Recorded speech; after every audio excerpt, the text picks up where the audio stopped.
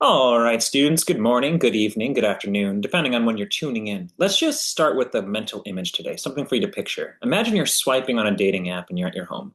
Each tap, I want you now to, is not just a search, and I want you to think about that for connection. It's a data exchange with an algorithm that you may know your type better than even your best friend. Or think about the last song you discovered on TikTok. Now ask yourself a question. Did you fall in love with the full track? Or was it just 12-second chorus that's burrowed into your brain like an earworm? And that's kind of what we're going to be doing today. We're going to be driving or diving into or driving towards how technology doesn't just deliver culture, it organizes and fragments and even remixes it. Our guiding thesis is this: media technologies are not neutral. They're not. They are not neutral vessels for communication.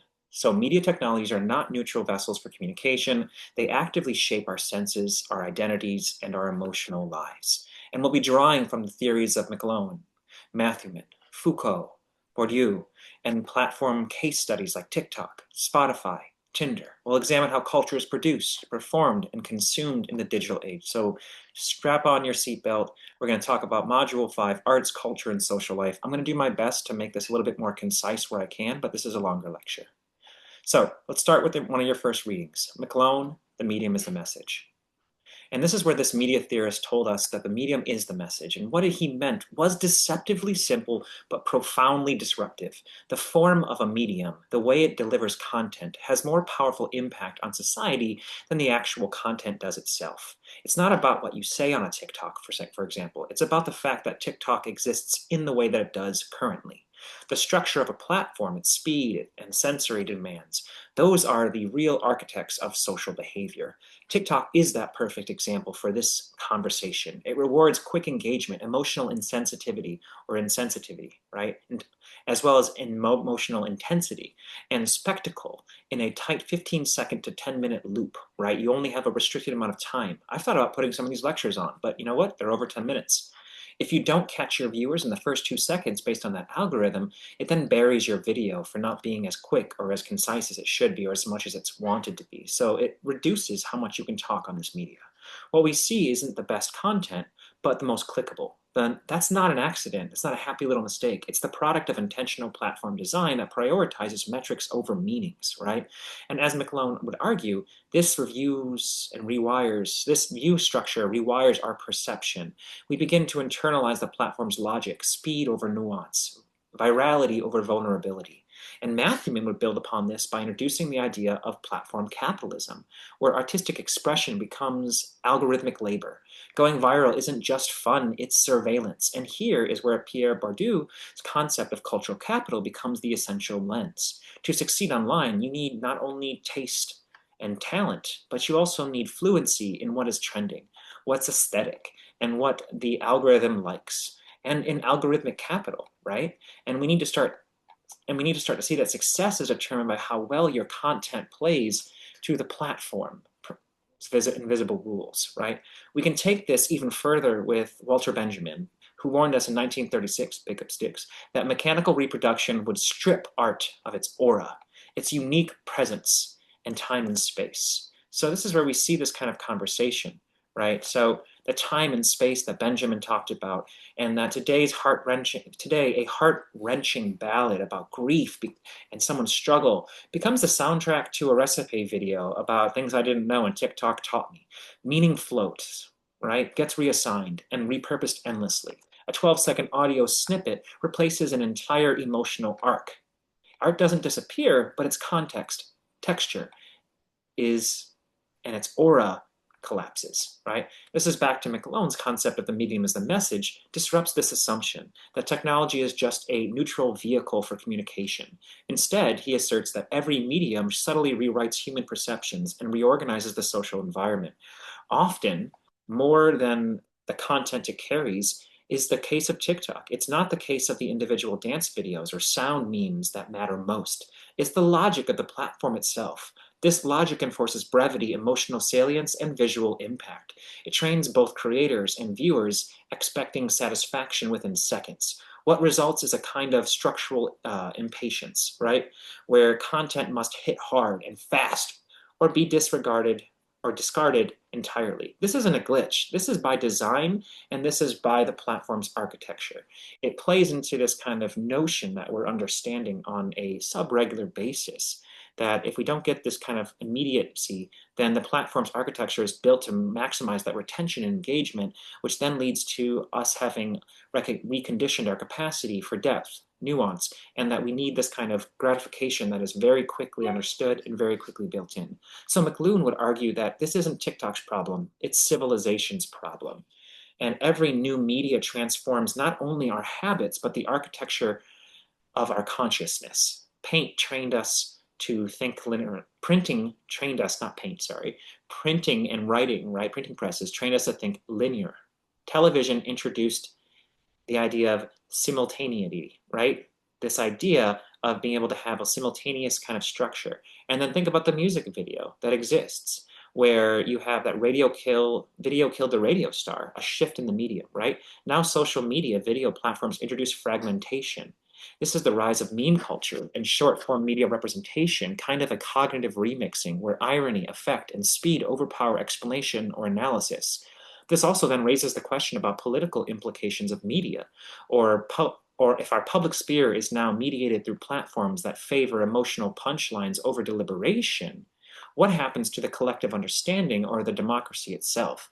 McLuhan wasn't just offering media critiques, he was warning that when media becomes an extension of ourselves, they also become infrastructures for how we imagine and see society.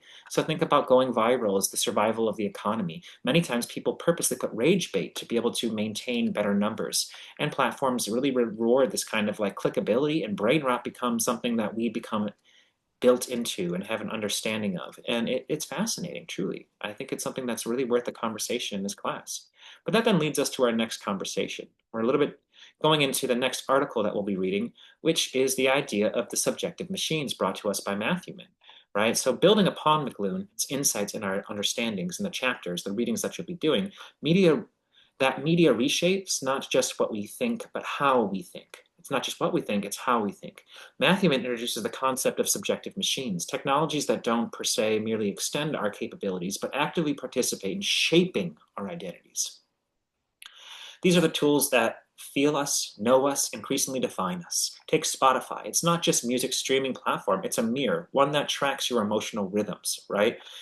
Curates your preferences and packages your inner life into data that's extracted by the providers of that platform.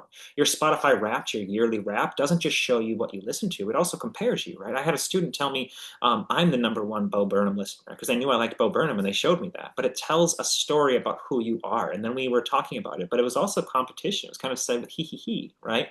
It translates mood swings, genre performances, and niche microgenres like cottagecore ambience or main character energy into a digestible aesthetic identity, or yacht rock, right? In Bourdieu's terms, this becomes the cultural capital, a way of signaling taste, subculture fluency, and even social worth.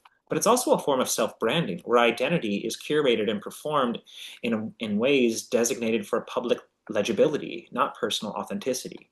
And this is where you can actually bring some C. Wright Mills, the famous sociologist, warning about the cheerful robot, becomes especially relevant. Mills envisioned the individuals who, shaped by the bureaucratic rationality, move through life, adapting to systems they no longer question. Today, that robot smiles while posting TikTok dances, right? Shares hyper-specific playlists and lets algorithms suggest not just what to watch or listen to, but how to feel. I mean, think of Charlie XCX and the Apple. That's not part of her concert.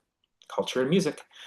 Matthewman reminds us that technologies today do not simply serve us, they structure the range of who we can be. They are no longer background tools, they're identity scaffolding. If we can allow for a second a Foucauldian lens, we can understand these platforms from the disciplining mirrors, right? The disciplining mirrors. We don't just look into them. We learn how to regulate ourselves by what they reflect back. For example, I recorded this lecture and I knew it was too long for what Gen Z would listen to. And my glasses, which are already, you'll see me moving, I'm trying to avoid the glare from my screen of these slides being up here and recording on this platform. And it sucks, right? So I have the situation where I am being regulated in how I present my materials. And we are seduced into this self-regulation by the feedback metrics, visibility scores, engagement loops, Platforms like Spotify and TikTok don't force us to conform. They reward certain performances and quietly marginalize others, right? Like, it's so interesting. And this is what Foucault would call technologies of the self, right? In action, digital systems that teach us to manage and curate our identities in ways that align with market logic. The result is visibility becomes synonymous with value, and identity becomes a branding exercise. Building Brand Value was a book that my father actually wrote, and it's really interesting to kind of see this resulted in my work. We aren't just making playlists, we're signaling who we are and how we want to be understood in formats that are increasingly optimized for algorithmic approval. And here's where we can actually bring in Sherry Tuckle. Also adds a critical depth. So it's a really interesting later conversation that Turkle brings into this conversation. Now, I butchered her name, but my apologies, right? But Turkle also adds critical depth. She describes the platforms as mirrors, spaces where we practice being ourselves. And that's very Goffmanian, which we'll talk about in a few minutes here. But like a funhouse mirror, they distort. They often reflect. So we practice being ourselves, but unlike funhouse mirrors, they distort. They offer reflections, but always with the limits of platform design. So they are those mirrors, those crazy mirrors. A Be Real notification may feel spontaneous, but it's not. It's timed, right? And is it really being real if it's timed? An Apple Screen Time reports may feel like insights. And many, by the way, people, the norm is to turn off screen time. People don't like feeling that judge, but it's still behavior quantified by productivity standards. These are not passive data outputs. They are acts of storytelling structured by the logic of the platform. They ask you to make sense of yourself in data terms, minutes spent, genres streamed, people tagged. And in doing so, they make only certain versions of self possible. And as Matthewman writes, these machines don't just respond to subjectivity, they shape the conditions under which it becomes legible, marketable, and real. So what does this mean then for identity today? It means that who we are is increasingly co-authored by the platforms we inhabit, sorry. And while these spaces may feel empowering or expressive, we must ask a question. Who benefits from the versions of us that is always visible, always performing, and always being optimal for someone else's metrics? Now we're going to have some fun from that question. We're going to go into something I wanted to talk a little bit about today, which is Goffman, Bourdieu, and performance economy. But we're also going to discuss this from the idea of Foucault. So even from here, Erving Goffman, the famous symbolic interactionalist and kind of looking function as well, but like kind of that interactionalist, built upon the concept of dramaturgical theory. I love Goffman. His idea of dramaturgy is something that fascinates me in the presentation of self in everyday life.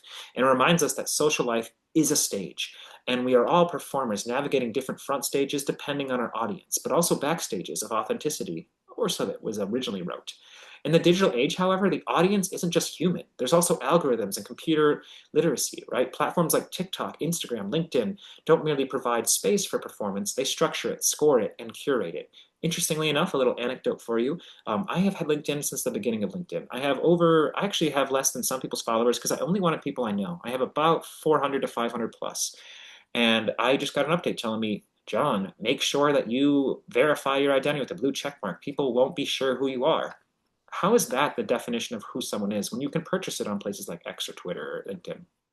So it's not just this idea that LinkedIn don't merely provide the space for performance. They structure it, score it, circulate it, as said. On TikTok, for example, you aren't just posting a video, you're entering a feedback system where every microsecond of content is evaluated for virality. The algorithm tracks retention, facial expressions, lighting, language, and rhythm, shaping not only what gets seen, but what it's worth creating. This isn't the Goffman static stage, it's dynamic, data-driven theater where the performer is in constant negotiation with invisible shifting rules. Now, if we bring in Michel Foucault, surveillance theory from Discipline and Punish, one of his key works, Foucault's key insight is that power is most effective not when it punishes, but when it is internalized. So thinking about the internalization of things, right? And that's me even right now with trying to make sure that my glasses aren't as reflecting. I have glasses, there's light, it happens, but I'm adjusting my behavior, my speech cadence, my aesthetic choice, my engagement style to align with what the system rewards as possibly a better lecture. That's also enforcing governmentality, the internalization of surveillance as performance.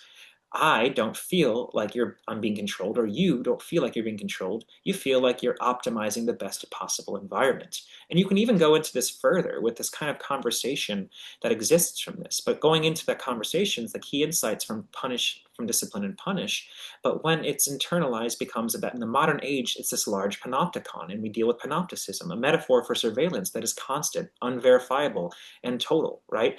This has migrated into our devices. Think about the For You page that you built, right, brick by brick. Or is it built for you and governing you? So even micro gestures become loaded with social meaning. Think about me, I'm a millennial. Think of the millennial pause, that half-second delay before someone speaks on camera. On TikTok, this has become a gentrification. This has become a generational faux pas, right? Mocked for its awkwardness and perceived algorithmic illiteracy. That like a tiny beat, right? Once unconscious, now becomes the symbol of who gets the platform. But also think about how this is shifting as Gen Z are getting older. We now have the Gen Z stare that is being kind of insulted by the Generation Alpha. So Bardou's language, this is called habitus, the embodied knowledge that signals social belonging. Failing to hit the right rhythm or speech or cut a video with the exact pacing becomes the sign that you do not possess necessary cultural capital to succeed in this space, in this environment. Performance is not just metaphorical, it's algorithmically choreographed. Got to get that choreograph. What used to be interpersonal acts of impression management is now the platform-mediated performance economy. Make sure you buy your tickets now and don't you dare step out of line. Where legibility, fluency, and speed are the new credentials of visibility. So, a la Goffman gave us the framework, right? The idea, Irving Goffman gave us the framework. Foucault showed us how the mechanics of power are beneath it. And Bardou explains why some people can perform fluently while others fall flat, right? The system doesn't just reflect performance, it privileges certain styles of performance. And in the age of AI and code, those styles are increasingly written by the machine. And this is where we get to have a little bit more fun today. I mean, fun is subjective, right? I hope you're having fun. But this is where we get to talk about T. LaPranche's article, as well as the concept brought to us of liquid love. So T. LaPranche's research on dating apps introduces this concept with a rejection mindset, a psychological state shaped by platforms like Tinder, Hinge, Bumble, Raya, where users become conditioned to make split-second emotional decisions. Swiping isn't just an action now, it's become a cognitive reflex. Intimacy is gamified. The logic of relating is replaced by the logic of ranking. Each profile is judged in a fraction of a second based on viral cues and strategic self-description, right? The app encourages us to treat people not as potential partners with narrative depth, but as data points in queue, right? There's a lot of logic. Men learn this, and it could be problematic. Maybe you do or don't know this, that Tinder is a numbers game. You got to get that first 1,000 swipes over. Well, what if your love of your life was one of those first 1,000 swipes you just went past? So from a Foucauldian lens, this is a clear example of biopower applied to the dominance of desire, domain of desire. Your preference, attractions, and even moments of vulnerability are not private. They're filtered, ranked, and monetized through algorithmic systems that turn emotional labor into behavioral predictions. The more you swipe, the more the app learns, and the more it trains you in return, that first 1,000 swipes. And this is where Bauman's concept of liquid love becomes indispensable. In a digital world saturated with infinite options of low-friction interactions, commitment itself becomes destabilized. Why settle down, Bauman asks, when the platform promises endless possibility, just one swipe away, just one more.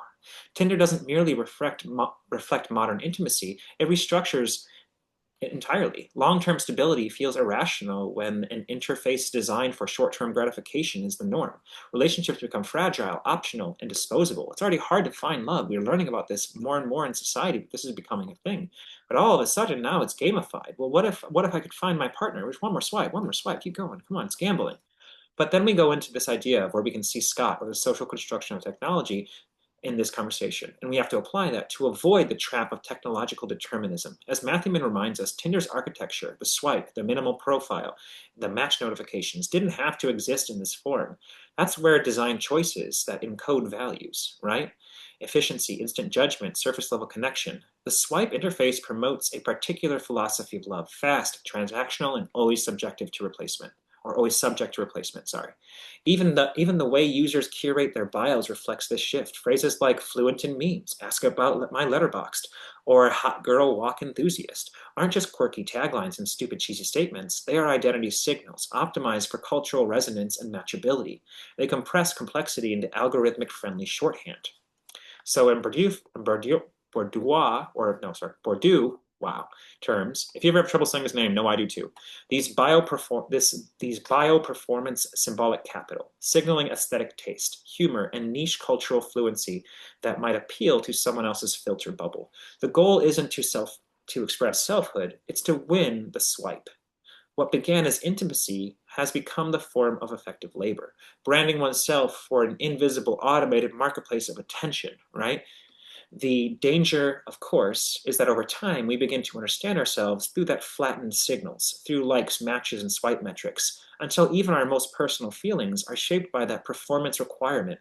And that's why Bordeaux, right, Bourdieu terms this is the idea of that symbolic capital, and this is why Bauman points to that liquid love. And so we can really see this kind of Tinder's gamified projection. Bauman's liquid love equals relationships without stability, and Foucault's desire is now managed by algorithmic performances in that Bourdieuian kind of idea of that cultural capital.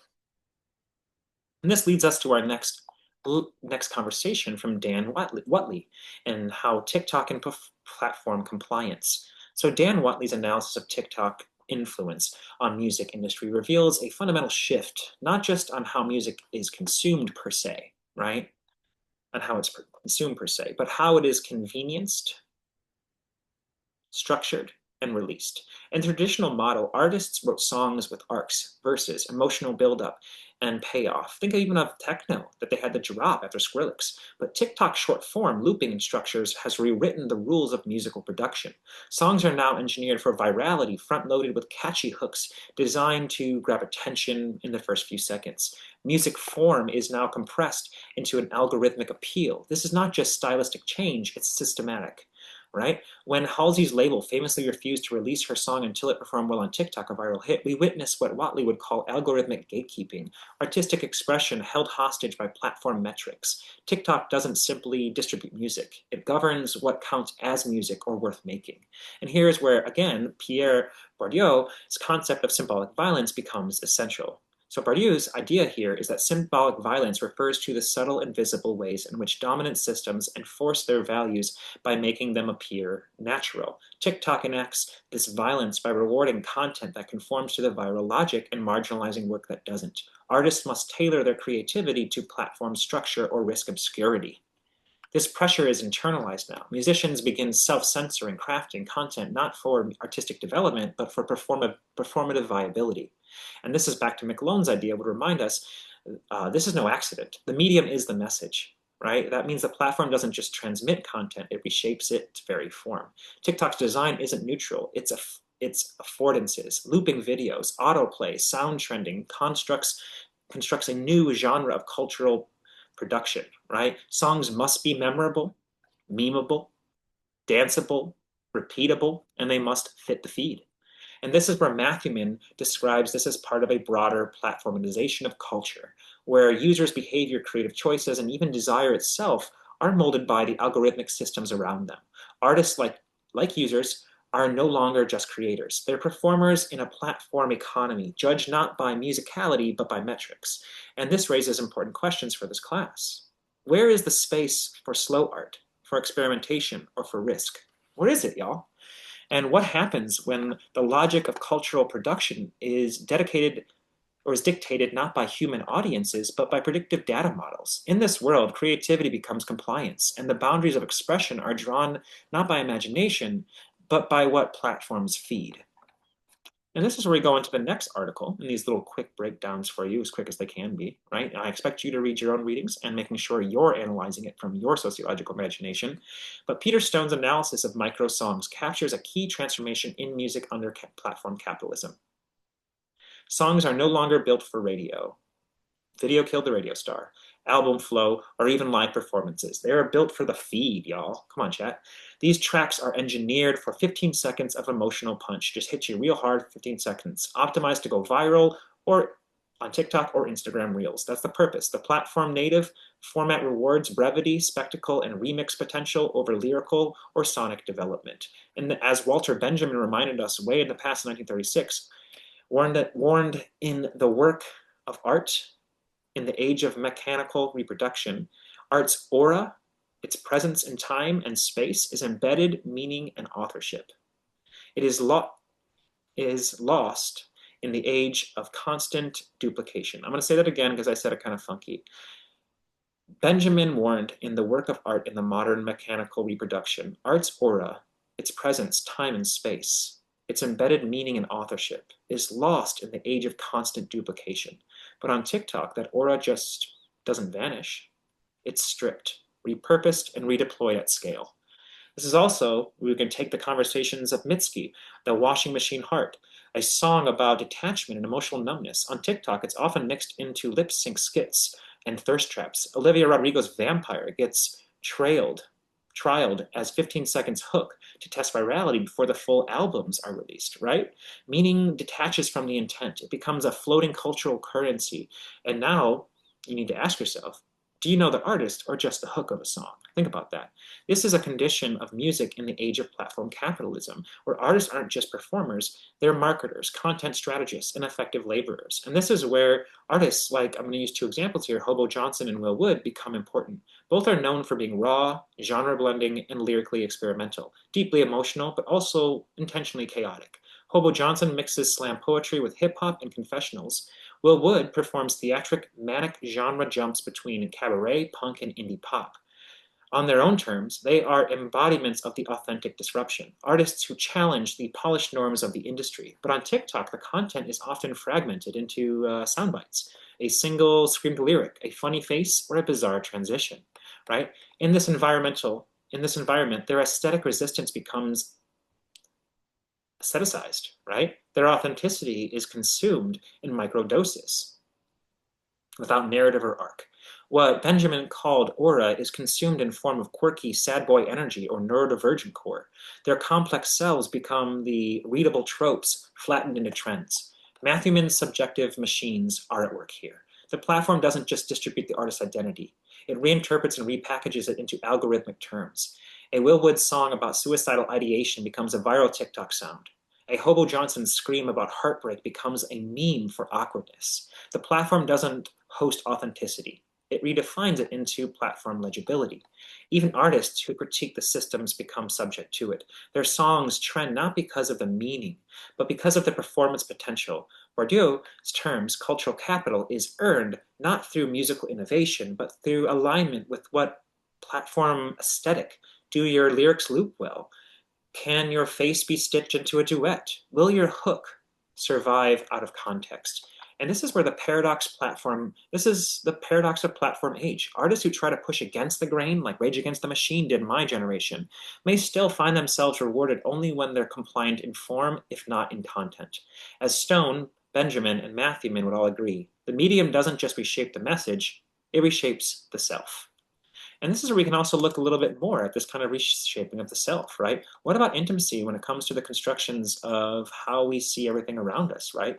And it brings us to a very powerful conversation of culture lag that was coined by William Ogburn, which refers to the delay between technological innovation and the development of the social norms, laws, and institutions to manage its consequences. In today's world, we are living in a state of extreme culture lag when it comes to AI intimacy.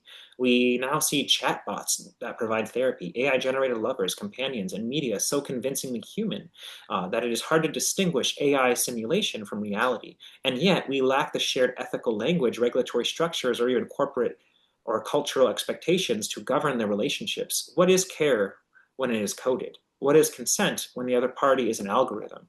And this is where we can pull back to Michel Foucault's biopower is crucial. Power today operates not by disciplining our bodies, but by shaping our feelings and desires. The rise of emotionally responsive AI, whether a virtual friend, lover, or therapist, is directly an extension of this. These machines reflect your preferences, mirror your mood, and offer a counterfeit intimacy, right? Or offer a comforting feedback. But in doing so, they govern the emotional terrain. You're not just guided by what you want, you're guided by what the machine confirms as desirable.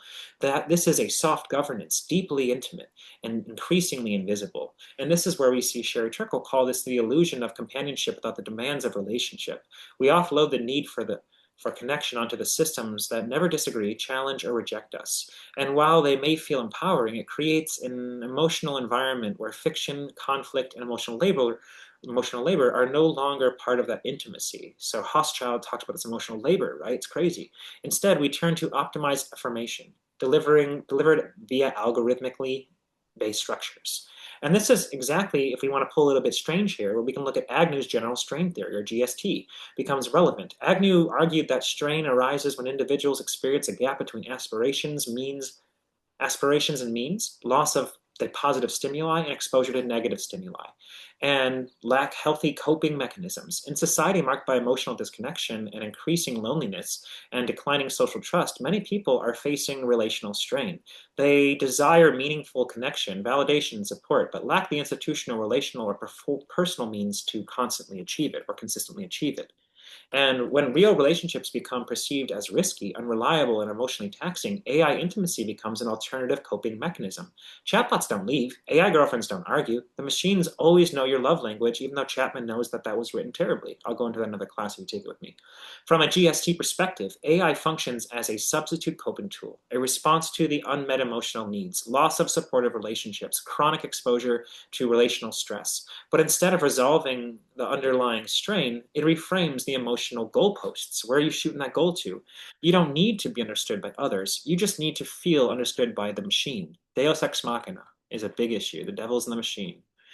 This form of strain response might not result in traditional deviance per se, but it reflects a broader sociological withdrawal from the humanity or the human intimacy that we seek, and a reliance on systems that may reinforce isolation, not resolve it. When AI becomes the primary tool for managing stress, loneliness, or rejection, we're not just adapting.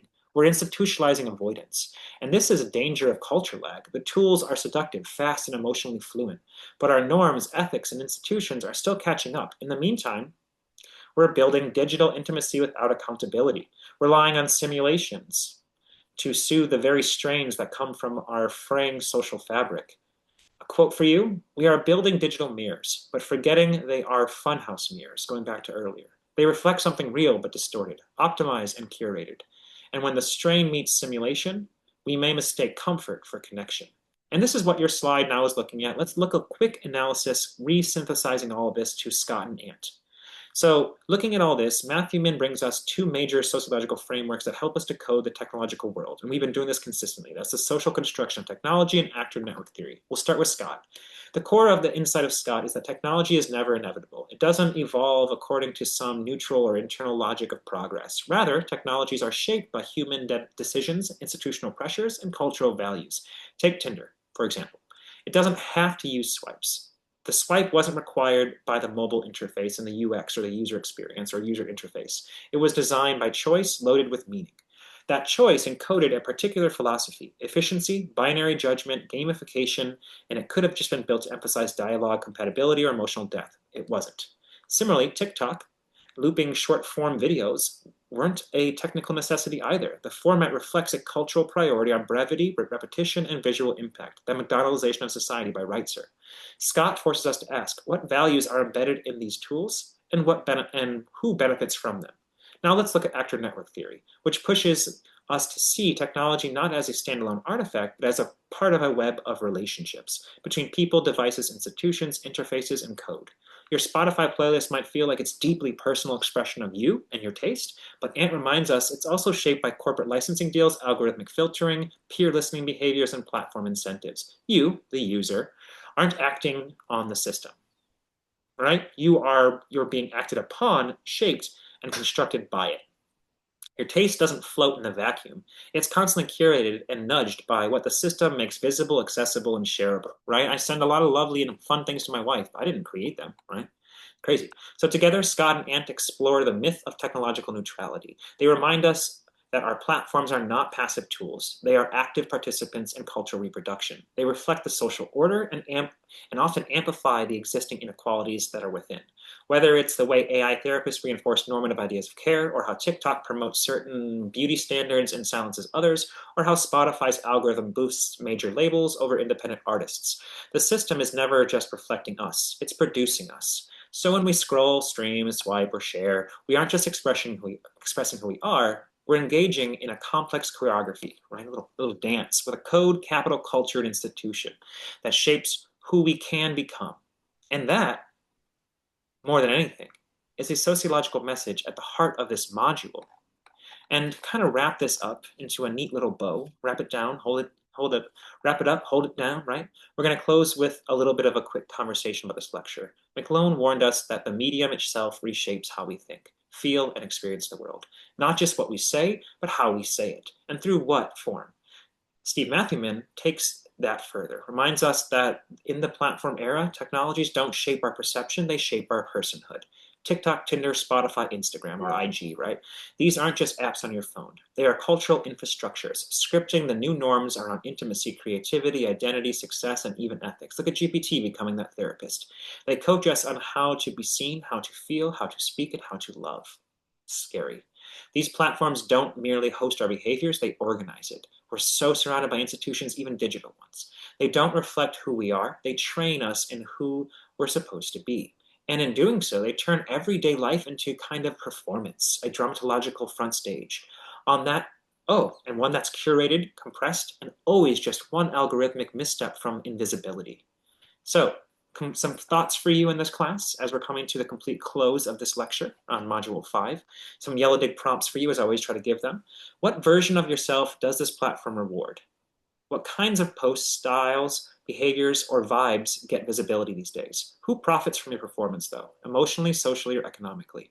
And what might it cost you, not in likes per se, but in labor or authenticity, if you stopped playing by its rules? Because in a world where we live through platforms, the question is no longer just who we are, but who we are being shaped to become. And sociology gives us the tools to see that shaping clearly. So keep looking, channel that sociological imagination, and ka-chow. McQueen out. I will see you in the next lecture. Please make sure to do your readings.